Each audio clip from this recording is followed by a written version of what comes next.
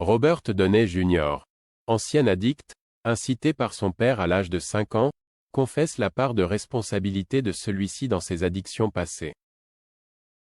L'acteur phare du Marvel Cinematic Universe, MCU, est de retour dans un rôle inédit. La vie de Robert Downey Jr. ressemble trait pour trait à un film hollywoodien. De ses débuts prometteurs des années 80 à sa traversée du désert sur fond de drogue, en passant par l'Oscar loupé ou la résurrection artistique chez Marvel. Une vie en dents de scie sur laquelle plane l'ombre de son père, le réalisateur Robert Downey Sr., qui l'a incité à fumer de la marijuana à l'âge de 5 ans.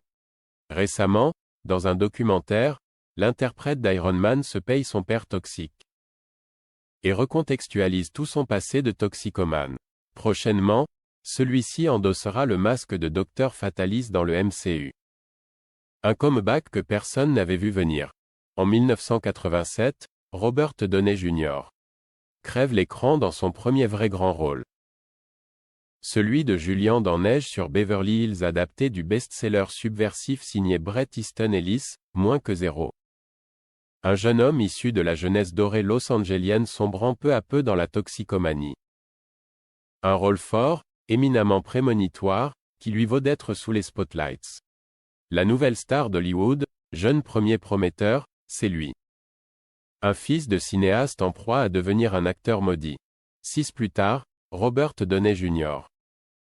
loupe l'Oscar du meilleur acteur pour son rôle de Charlie Chaplin dans le biopic éponyme. La précieuse statuette ira à Al Pacino, au nez et à la barbe d'un RDJ blasé qui va peu à peu sombrer dans l'enfer des drogues. Le reste des années 90 ressemble à un véritable chemin de croix, addiction, arrestation, désintoxication et même prison. La pire chose qui me soit arrivée, l'endroit le plus dangereux que j'ai jamais vu. Raconte l'acteur à The Hollywood Reporter à propos de la case prison.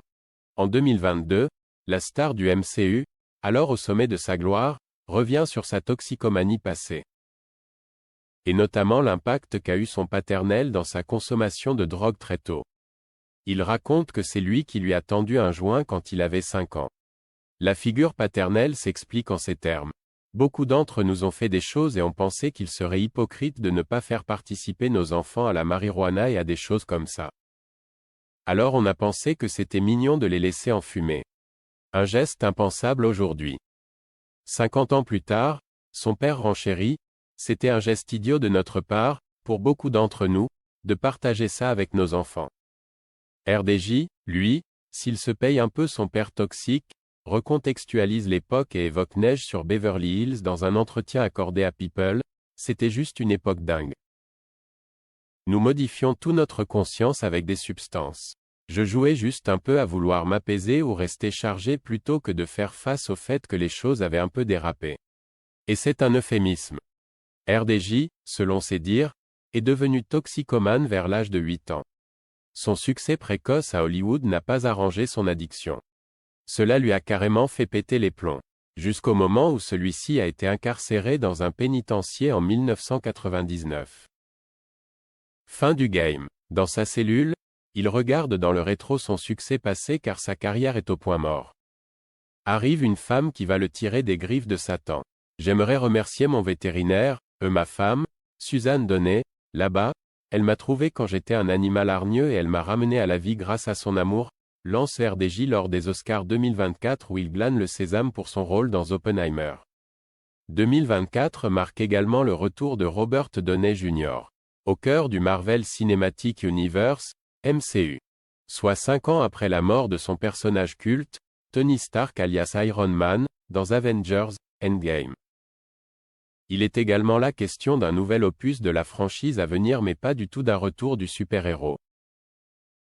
De fait, l'acteur américain va endosser le masque métallique du grand méchant docteur Fatalis, le bad guy à la face de métal que l'on voit notamment dans les comics estampillés 4 Fantastiques. Si un nouvel opus est déjà prévu, RDJ va surtout apparaître dans Avengers, Doomsday prévu pour 2026. Celui-ci a déboulé affublé du fameux masque au Comic-Con 2024 de San Diego pour annoncer directement la nouvelle aux fans et journalistes présents. avant de provoquer la stupéfaction puis la liesse du public devant lui comme lors de la fin du premier film Iron Man en 2008. Du RDJ tout craché, en somme.